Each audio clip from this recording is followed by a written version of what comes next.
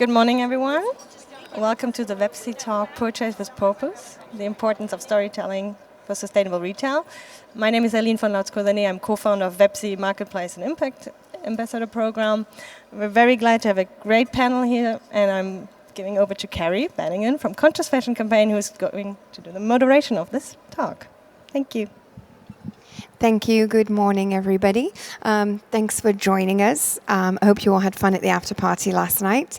I'm just going to jump straight in, but what I would firstly like to do is, first of all, welcome all of our panelists, but ask you each to just briefly introduce yourself, what organization you're representing, and what brings you here today. You don't have to talk much about your journey or anything like that, because we're going to get that in depth shortly, okay? Hi, my name is Sabine. I run a company called From Scratch Communications, and my work is all about helping ecological and fair brands to find their message and how to present themselves to consumers, how to position themselves in the best way. I'm based in Amsterdam, and I'm here today because I love fashion. I think fashion can solve a lot of the problems that we're facing in the world today, so it's really exciting to see what's happening in the space. Hi, I'm Amanda. I'm London-based, and I work for an organisation called the Sustainable Angle. So I curate a huge materials resource, and we are dedicated to encouraging and promoting sustainable practices within the fashion industry, right the way from textiles, right the way through the whole supply chain. So I curate this organisation, and we're basically involved in educating and not just showcasing fabrics, but we have a huge, massive background education on all our materials. And we do a huge expo at the end of January every year in London. So you can look on our website, sustainableangle.org, and please have a look at our Instagram as well. Oh, you're using that, okay. Hi, I'm Hannah. I'm from Stuttgart, from the south of Germany. I work there in the management of a shopping mall, which is called das GERBER. And we opened 4 pop-up shops just recently, which only sell sustainable products, with the main focus upon fashion, but also with some accessories and home and living accessories. And how I came here, Neonyt was looking for a partner from the retail space, who knows the business with the direct consumer, with the customer on the shop floor. And they were looking for someone who presents sustainable products in a completely common retail surrounding. And that's what we're doing. So that's why I'm here. Hi, everyone. I'm Chloe, and I am original from Switzerland, and I'm an influencer about sustainable lifestyle. And I just finished my film school, where in the last year I directed a documentary about the ethical fashion industry. And I'm here today with Vepsi. And hi, I'm Jorge. I'm here on behalf of Closca. Closca is a startup born in Valencia, and what we do is we try to design solutions for the UN SDGs that really inspire people to want to be part of the change. And so the iconic water bottle that a few of you have talked to today, and we'll talk about it later, is our solution to the plastic. And we think that if you can bring something as important as not using single-use plastics to fashion and bring it to your wardrobe and everything that you wear every day. And so it actually has this little strap that you can hook onto your backpack or your purse. If you can wear your attitudes every day, then we will see a widespread global change. And so that's what we tackle as a brand, is very, very specific, problems with the UN SDGs, and we try to design products that really inspire people to want to be part of the change. So thank you. Excellent, thank you. So you can see we've got a great array of panelists with such different perspectives that we're going to start sharing too. This is open to all of you. Whoever wants to answer first can. Storytelling is the ultimate engagement and retention tool, from conveying what your brand is about to helping create personal interaction. What are some of the typical myths holding sustainable brands back from storytelling? Somebody? I'm happy to answer that. As a messaging strategist, storytelling is one of the biggest tools in my toolkit. And a lot of the brands that I work with are really struggling, even though they're really creative in different spaces. I think they're often blocked when it comes to their storytelling because there's a lot of unhelpful advice out there. I recently did a Google search for storytelling, and I think it returned 137 million results. And how do you even get started there? A lot of that overwhelm then is made even worse by the fact that often we talk about telling your story as if there was this one magical story that you just have to find, and then you tell that story and everything will magically change for you and you will be really successful in your marketing and in your positioning with consumers. And I think that myth is blocking a lot of people, when in actual fact there are so many stories in every brand, in every person's life, and they're all worth telling for different reasons. And I think that is the biggest myth that I want to work against, like this. There's a recipe for success, and you just have to find that secret. There is no secret. There's a lot of creative freedom, and we should use it.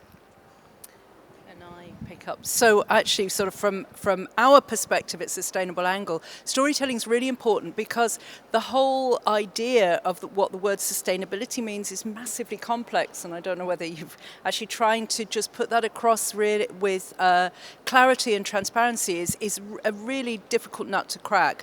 And so what's important for us as far as storytelling goes is when we put a showcase of materials is to make very sure that stage by stage the visitors understand why we're saying a material or series of materials is more responsible. We have to be really clear with our communications, really clear with what our criteria mean, and let people understand the whole journey of a product. I think that's really important. I think there's been a lot of greenwashing. We all know that in the fashion industry. Oh, it's bamboo, so it's sustainable. Yeah, but why? And then, no, it isn't, actually. So once the consumer understands the whole journey of a product, journey of a material, they can really understand what it is they're buying into. And I think clarity and transparency are really important. Do you want to add to that? Sure. It's tough in 2019 and going into 2020 storytelling because there's so many stories out there, and it's as a small brand who's trying to change the world, especially with sustainability nowadays, people might scoff and say, another one of these. And so we, as the industry, have to innovate, and we've got to think about ways that we can change the narrative and change the way that people think about what is storytelling. And it's really, really interesting. We've done experiments, and we've done tests with the bottle, for example. It's obviously, you have a bottle and we're looking at the world of plastics, but how can you involve a story that has nothing to do with plastics? And then suddenly people are like, what's going on over here? And you have their attention for enough seconds that you can get the message across. It's a really, really tough challenge. I think the industry is doing a really good job, but we have to keep pushing on there's, like you said, 130 million searches on Google for the word sustainability.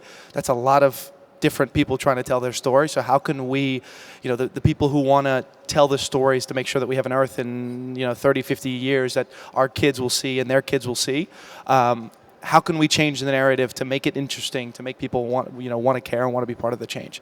So that's what we're fighting right now is how can we change the narrative so it's not just traditional storytelling. It's we incorporate different stories. It's not really a myth, but. Yeah, thank you.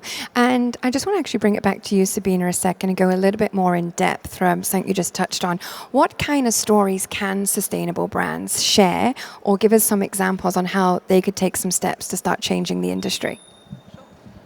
So just going back to what Jorge said, I think you had a really good point about how we need to capture people's attention first and foremost. Otherwise, we can tell a beautiful story and nobody will pay any attention to it. And that will be different for the different kinds of people that you want to talk to, which is also why I think it's so important to realize there is not just a single story that you should be telling. You need to think about who you want to tell the story to and match the story to the people that you want to reach. And that could work with different kinds. For example, a lot of sustainable brands tell their sustainability, their impact story. And that's really useful as a story to tell. But if that's the story you go out with, it's usually going to reach people who are already interested in your impact and in sustainability as a topic. It's not necessarily going to carry you out of your sustainability eco bubble, if you will. It's going to speak to people who are already on that journey. If you want to talk to people who are outside of that bubble or outside of that space, then a different story might be more useful. It could be that your founder's story, because maybe something in your founder's life will speak to people who are facing a similar issue. Or it could be something to do with the design language that you use, or with the people making your products. There are so many different ones, and I think one that we often forget to tell in this space is the story of your customer. So the person who wears the clothes that you make or the accessories you make, what is their story? What's going on in their lives? What needs do they have?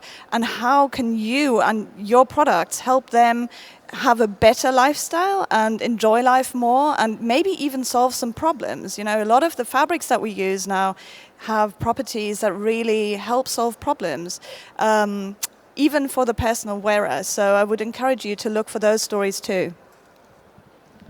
Thank you. And leading on from the point there about customers, I'm going to jump over to you, Hannah.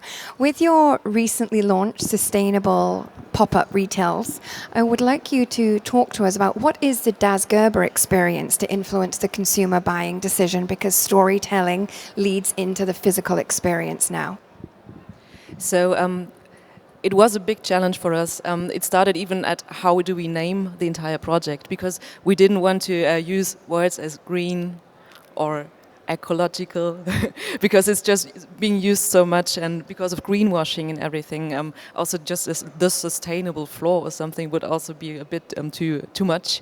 So even from the naming of the entire project, we started our journey. So we made a new word, the iconic goods. At first, we only wanted to name it the goods because it implicitly says it's the good product, the good goods. But that was already taken, so we had to come up with something new. And iconic comes from the mixture between being iconic or have an iconic product, because it's also about products you buy and wear over the years and what you really like, design which becomes a classic. And of course that's an ecological choice, because you don't buy a lot but only that one product. So that's where the name itself came from.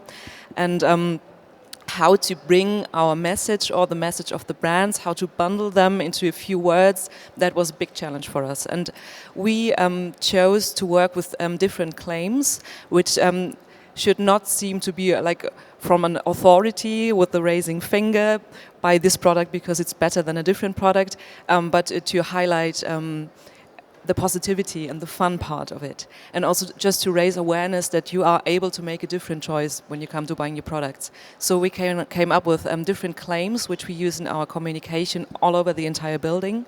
We have common retailers, just like we have an H&M, we have the bestseller group. It's not all sustainable. So some of the claims we're using is just, it's time for a change, or come and see the goods, or it's nice to be nice. We love a small footstep is also one of our claims. And those we used, and we combined them with authentic photography, photo material we got from the brands, and play that all over the mall. So it starts when you go into the main entrance, you have just, it's time for a change, in a few letters over the entrance. So you get just, you being awoke a bit by those words, so when you start consuming and buying, that you think about what you're buying. And then you see all the other claims sometimes as wall stickers inside of the shops. We have floor stickers which also show the customer where the sustainable retailers are, because you have the floor sticker in front of the shop, or a little sign on the topper part.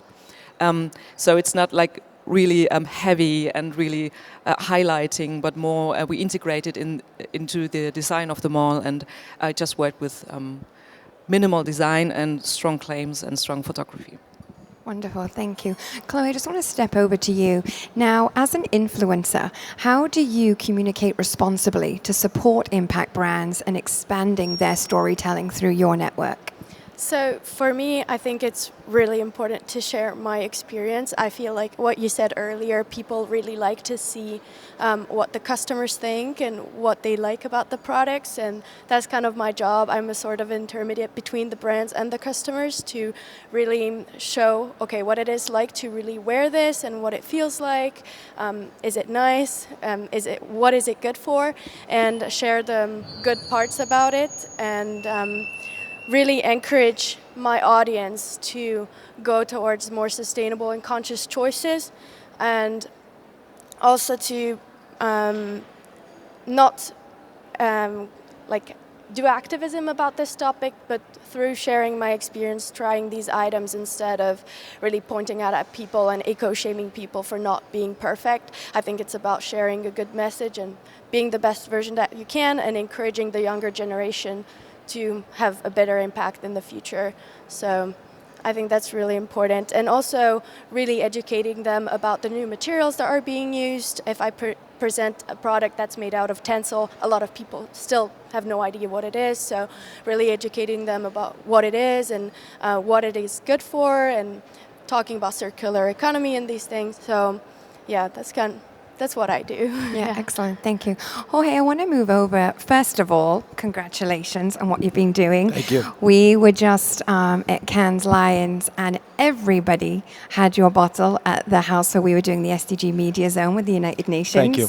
And it was fantastic to see the launch, the news, and just all the support for what you've got going on. So congratulations. However, everyone in this audience might not be familiar with what's going on, so I would love you to share the journey and the story behind your brand, but then take us into the importance of storytelling to make this successful.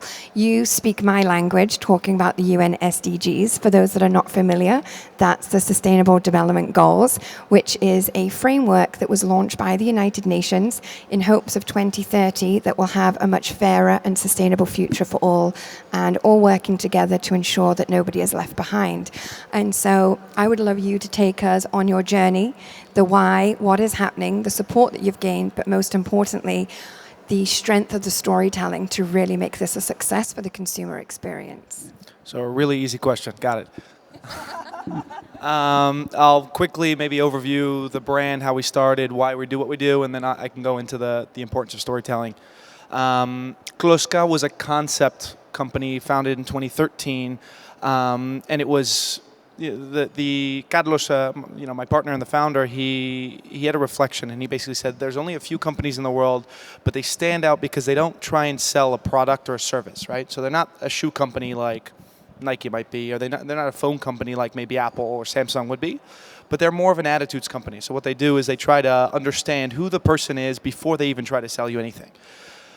Another reflection at the same time was there was no attitudes company, what we call, that was had sustainability rooted in their DNA. And so that was kind of the concept. How can we be a brand that serves as a lighthouse for the UN SDGs, but in a designer way, but at the same time doesn't reflect one product or one service, but it's more just kind of this concept that everything that we do is going towards a very specific environmental issue, and through the power of design, fashion, influencing, and storytelling, we're going to be able to change the world and change the attitudes, or what we say is inspire change. So that's our kind of brand mission is we want to inspire change. How do we do that? That's kind of a big concept. We have individual challenges, and each challenge is related to a UN SDG, and the idea is how can we design a product that the market needs that also serves a purpose, to fulfill and help change people from being just a regular citizen to kind of an eco-warrior. And so take the plastics initiative, for example. So about a year and a half ago, we did an analysis on the plastics, and we said there's a lot of things that are really, really good, and there's some really, really good brands that are making this part of your fashion, but we still need two things in order to have kind of this widespread change. One, we need your sustainable attitude to go on the forefront of everything you do. We need you to be proud. We need us to be proud of what we're doing, and be able to show it off to the world. And so how did we do that? We said, well, we'll take our iconic bottle and we'll make it part of your everyday outfit, right? And so now if you go on the street and you see someone wearing your bottle, you can point them out and say, I know that they're against the fight against single-use plastics, and so am I, and I'm proud to share it. So that was kind of the first part. We wanted to bring this fashion sense. But on the back end, there's still something that's really, really missing. And let's everybody think, right? You have a reusable bottle everywhere around, but where do you refill it, right? And if you don't know where to refill, then inevitably, unfortunately, you're going to have to still go to the store, and you're going to have to buy a plastic bottle, and that kind of defeats the whole purpose of what we're doing. And so we said, how can we give the users the means of refilling their bottle and an incentive to do so? And so on the App Store, we just went live about a month ago. We have a Closca water app, and what the app does, it's a map of the world, and it'll show you every single refill spot in every city around the world. So you have over 250,000 refill points, and it'll give you walking directions to get to the closest fountain to you. So we were lucky with Vepsi yesterday. We did a walk around Berlin, and we all refilled our bottle. Once you refill, we give you a point. And that point, you can shop with sustainable brands, and we do collaborations. You can buy, your favorite coffee. You might be able to do a ride share in the future. You'll be able to donate to NGOs. Maybe we'll work with the UN and we'll do something cool. And so we've taken now the problem, which was there was a lack of data, and we've now incentivized. And so we've taken this kind of long step problem that people didn't really care about plastics, and they didn't care about the problem, and we've made it this short-term solution. It's, okay, not only are you going to have the means of refilling your bottle, but we're going to give you an incentive to do so, and we're going to, and so we're working right now with a few really cool brands that are helping push this. That's kind of the first part of your question, right? No, I think it's great because so many people don't know if they have ideas, but they don't know how to get there. And you've made it a possibility, and then you've gone one step further. There's the incentive. You've not just come out with the product, you're helping people use it, and then you're also giving them the experience, which has been missing for a while. Absolutely. And I think the point that we were talking about before, then the problem comes in, there's a lot of stuff going on just with us, right? How do we storytell? But how do we do it in a way that gets people who are outside of the world of sustainability interested? And so this is where I think, I'm biased obviously, but I think Closca's touch is coming up with these crazy, crazy stories that really turn heads, and people are like, what's going on over here? And so an example is we'll be launching in end of September, beginning of October, a limited edition bottle for breast cancer awareness. And so what we'll be doing, we're working with, I can't say who, but she is one of the leading designers in the world for sustainability. She's based out of London. I won't say who, but that's probably enough to figure out who. We're excited. We know that. We happened to collaborate with her last year in Paris Fashion Week, and we were talking about her story and what moved her. And about 10 years ago, her mother passed away because of breast cancer. And my mother's sister and a colleague of ours also. So it's a cause that's near and dear to our hearts as well. And so we were talking to her, and we said, how can we do something to honor the 42,000 women a year that are diagnosed and will pass away in a form that traditionally is a bottle, but will tell a story to all of the people who are affected? So we did a little bit of thinking, and this is where our crazy team in Valencia comes into play. We calculated that in a 5-day period, that 42,000 number is 575. So in any 5-day period, 575 women this week will be diagnosed and will pass away. How can we honor not only the women, but their families and the community that are affected? Hopefully, we'll be releasing 575 limited edition breast cancer awareness bottles that will only be available on her site.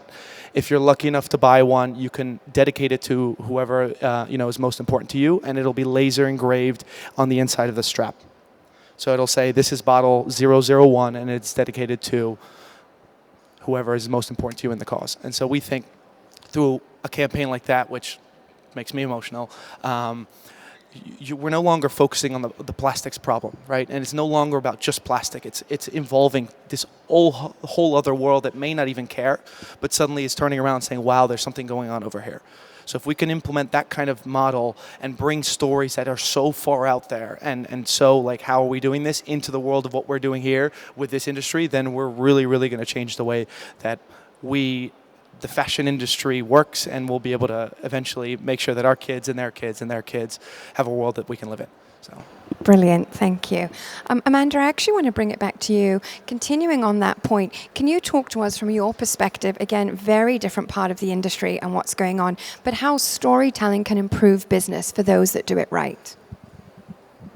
Absolutely. We're seeing exciting things happening in the world of materials and product creation. So, for example, we showcased at our expo in January 3 different organizations collaborating around a material story which was based along the line of, you were speaking about Tencel, So Lenzing, who are the fiber producer who produced Tencel, which is a closed loop, sustainable viscose type material, but very, very clean and best practice, actually got together with a sole factory and a knitted trainer upper. So the two guys were already working together on trainers, but their goal was to see, can we actually produce not just, we've seen a lot of knitted, mechanically sort of knitted trainers, which have been in post-plastics or recycled plastic. We've seen a lot of movement in that area, but their goal was to think about using a cellulose material in a sports shoe. And so this is three organizations together creating a really beautiful story around how the sole creation could also be from wood feedstock, which is what Tencel is, and the upper, and the interior as well. So this is three companies working together to create a really, really beautiful story around the provenance of where stuff comes from. We're really used to hearing about recycled polyesters, obviously to try and stem the plastic problem, but actually to turn the idea of sportswear into coming from a bio feedstock was really, really interesting. And how they worked together in this tight little unit was really, really lovely. And very surprising. People don't think that you can make sports goods out of biomaterials. We always think synthetics. So yeah, it's a nice example. Thank you. Hannah, I would love you to share more with the audience about Das Gerber's investment to grow this sustainable retail experience from the people to also product and store and handouts, because I see you have it, so we've got to share it. But I'd love you to start, first of all, how it's the people themselves and your team that have actually invested themselves in this, which is very, for me, unique, and I'd love you to share that. So our project involves the entire management team because we run those stores from the management. So the management is making those stores, and that's something which is not really usual. Usually you have just the management, some facility management in the stores in a mall, but that we have a team from the management which is doing the stores themselves is something really special. And so the manager of the entire shopping mall is the one who is running the stores with his name and with his firm. So that's really interesting. And also my entire team, we have a visual merchandiser and the team she's doing and the entire decorations and the visual impressions you get from the mall. She helped me a lot with the interior of the stores because we also try to be as sustainable as possible when it came to the shop fitting, because we try to avoid buying new things, because you buy it and then you throw it away after the pop-up is finished. So what we did is we asked around in the mall, do you have any spare racks? Do you have any old mannequins we can use? So everything is just more or less recycled from our other brands who don't need their stuff anymore. And the furniture you see in there, that's a partnership with a vintage furniture retailer in Stuttgart. We can use his products and you can also buy them. So when it's gone, we take a new one, or it's a really good stocking. So that was also a partnership with Stuttgart retailers. And when it comes to how we combine the stories and how we tell the stories of the brands to our customers, that's a pretty big challenge, because we have at the moment 24 different brands in our pop-ups. Of course, one of the the biggest invests is staff, because we train them. They all know where the products are from, and they all know in what terms they are sustainable, so what the sustainable parts are. What we can say about all of our brands is they are all being produced in a fair way, and all the entire supply chain is transparent. So we can say we know where every piece came from. That's the overall thing. And then there are some other benefits, like use of different materials as Tencel, or working with upcycled or recycled materials. Also secondhand is also a big point, which is running really well. And what we did in order to also be able to transport the stories of the brands is we made a newspaper, because I thought it was it was quite funny, because what's in a newspaper, you see what's actually happening, what happened yesterday, what is happening today, what will happen tomorrow, and to talk about sustainable fashion in a newspaper form also gives you that link, and it starts with "It's time for a change." And a small positioning, a small editorial where we explain from the management what we're doing and why we're doing that, and afterwards you just find many of our claims and all the different brands with some of their footage being presented with a short story. So we try to shorten up all the stories the brands tell, so for the customer to be able just to take a look at it. And you also find how you can find them online and where the different brands are from. And we do this for all of our brands. So you have a lookbook you can take home, you can give it a reading, and then you can come back and you can check out the products in the store. And those little positioning text, those little stories also appear on our shop floor. So we made those little displays which you can clip at the front of the top of the racks. Or we made a displays you can just put next to the product so you can read the story if the staff is involved in a conversation or something. Yeah. Great, thank you. Sabine, I want to just bring this back to you now. Great seeing an example of storytelling and what to do. But if you're new to storytelling or don't even know where to start, give us some examples. What's a good step? How can somebody get started and not be intimidated or overwhelmed by your 139 million Google search for sustainable storytelling? That's a great question. It comes up quite a lot. I do copy coaching with some of the brands that are maybe more new to their space, and storytelling is often a topic there. And where I like to start is just by asking, what is the big what if behind your brand? And just asking that question and answering it with mindfulness can open up a big space of ideas. Many brands have more than one what if, so there's often a what if about transparent supply chains or about a different use of materials, but often there's also a what if we could all move freely as women in society? What if we didn't have to wear things that constrict our bodies? Or what if we could be proud and confident whatever our size is? You know, these kinds of what ifs are also really important.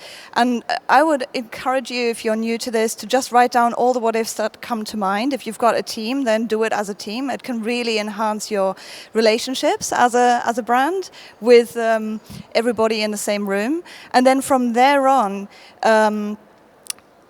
pick one that really speaks to you. Go with what's easiest. I think that is often not the advice that you'll hear, but it's where you get to enjoy story. I think we need to start enjoying stories more and harnessing them less, because I see a lot about harness the power of storytelling, as if stories were like these old horses that have to drag up this heavy stone of the brand up a hill, like Boxer in Animal Farm or something like this. We should enjoy story. The joy that you have while telling the story will translate to the person consuming the story and engaging with it. So pick something that really feels easy and joyful to you. And then there are helpful tools that you can use. I've produced one as well that's also available on my website, where you can just fill in a little 5-step template to plot it out. And then when you've got the skeleton, then it's time to flesh it out and use all those specialist things about, you know, speaking to people's emotions and using language to really refine things. But the main thing is to get going, get your what if, build a story outline, and then is the time to really refine it. Don't be too perfectionist from the start, because that will just lead to writer's block. Excellent, thank you. Chloe, can you add to some of that, please, just from your experience? Well, from my experience, I think that when it comes to storytelling, it's very, very important that like everyone has his own story, and then we all share what our experiences, what we want to share with the people. And also one big part for me, I think, was also using the resources that I have to share more and to, for example, as an influencer myself, I had contact with many brands and companies, and so I used that to create more information and gather that in the documentary. And I think that's really important, that everyone shares it and takes whatever they have already Yeah. Great, thank you. As a wrap-up, I would love to start with you, Jorge, and just share a brief snippet what we expect to see from you in 2020, and also where the audience can connect with you and find you, whether it's social and website. And if we could then just walk through each of the panelists with that, please. Absolutely. I'll start by saying our app went live last month, so if there's an interest, it's on both iOS and Google Play, just Closca Water. You could also check us out on Instagram, on Twitter, on Facebook, just Closca Design, CLOSCA. What to expect for 2020 is a really, really good question. We currently have two challenges. One kind of revolved around the rising CO2 levels and how can we inspire a more sustainable form of mobility, so using your bike every day, using scooters, using ride shares. And the second one is obviously with the plastics initiative. So we hope by the end of the year we've got a surprise for a third one coming out related to another UN SDG. And really right now what we're focusing on is brand storytelling. So through collaborations and through what we talked about with the Breast Cancer Awareness Month, for example, how can we come up with a line of stories that really, really actually inspire, and it's not just kind of this half storytelling, but really turns heads and people are like, wow, there's something here. And so hopefully we've got a few more big events like Cannes and a few more brands that we'll be working with to storytell. So. Excellent. Chloe, continue on, not just where people can find you, but I'd like everyone to talk about what we're going to find from you in 2020. So in 2020, my documentary is going to come out. I'm planning on screening it at Fashion Revolution Switzerland. And otherwise, I keep raising awareness on social media on both my YouTube channels. I have one in French and one in English. And also through Instagram, and also joining to events like this one. What's your handle? My handle is Chloe Kian, both on YouTube and Instagram. Excellent, thank you. Hannah? So in 2020, das GERBER, our shopping center, will continue positioning itself as the sustainable mall. So more projects are going to come. We are also looking for ways to strengthen the partnerships with the brands we already have. But we also have room for more. So if you have a brand, we are working with many new coming brands also, because the deal is pretty easy for you, because we give everything which needs to be done on the retail side. So staff, the entire flow of goods, licenses and everything. Also rent will be paid by us. Also the marketing is done by us. And the brand also only needs to bring the product. So we are also looking for more partners, more interesting partners, so we can broaden everything and make our portfolio more interesting. The shops will be there also in the next year. In what form, how big, where, with which brands, that's what we see when the first part of the project ends in January. And then we see how we continue, but we're definitely continuing. And we're also planning a couple of events about sustainability and fashion in our mall in Stuttgart, for which we will invite the brands so the customers can do a meet and greet with the designers and everything. So yeah, many interesting and fun things to come. You can follow us on Instagram. We have an Iconic Goods web Instagram page, also das GERBER, of course, a homepage, Facebook and Instagram. Oh, sorry, I got your leg. So in 2020, we're looking forward to our largest ever materials showcase in London, as I said earlier, 29th, 30th of January 2020. So that will be showcasing well over 5,000 responsibly sourced materials from all around the world, from around 170 global suppliers, along with manufacturers, we feature the Sustainable Development Goals, obviously, along with all manner of different kinds of resources to help you source and produce more responsible product outcomes. And as I said, you can find us, our website, The Sustainable Angle, and also our Instagram as well. Our tickets actually have just gone live yesterday, tickets for January. We are expecting them to sell out pretty quickly if last year was anything to go by. So we're really hopeful for embedding more sustainable practices throughout the fashion supply chain with our expo. Sounds great. So I'm going to have to cop out for the 2020 because I'm not, I don't make physical goods, and therefore I don't plan that far in advance. I plan like 3 months, 6 months into the future, but not necessarily like into the next year. I have ideas, but I'm not quite ready to talk about them yet. So what can you expect from me for the rest of the year? I'm currently talking a lot about storytelling, so this was perfect, but I also want to translate storytelling into different media. So one thing that I'm doing in early autumn, like September onwards, is I'm going to translate storytelling into email marketing, and how we can use email to educate people so they are on the journey with us, and it's more than just sending sales emails, because I'm a little bit, this comes also from a personal pain point, I'm a little bit fed up with getting emails from fantastic brands and every single one is about a sales discount, which I think is really selling short what we could do with that medium. So that's the next thing I want to look at. And then towards the holiday season, I want to focus a little bit more on how we can get the yes in an ethical way. The whole consideration of how do we actually sell, because it really matters how we sell and how we tailor that journey to the person that we're selling to without pushing them into spending more money for things they don't really need, that are then ending up being unsustainable, even if they have been sustainably made. But as a win-win scenario for both the consumer and the brand, who obviously needs to be sustainable in a financial sense as well. If you want to stay tuned to those things, you can find me on Instagram at scratch_posts. And then my website is from-scratch.net. I've also got a few flyers, so I can give you a flyer with my QR code, which is probably the easiest for you to find me. Great, thank you so much.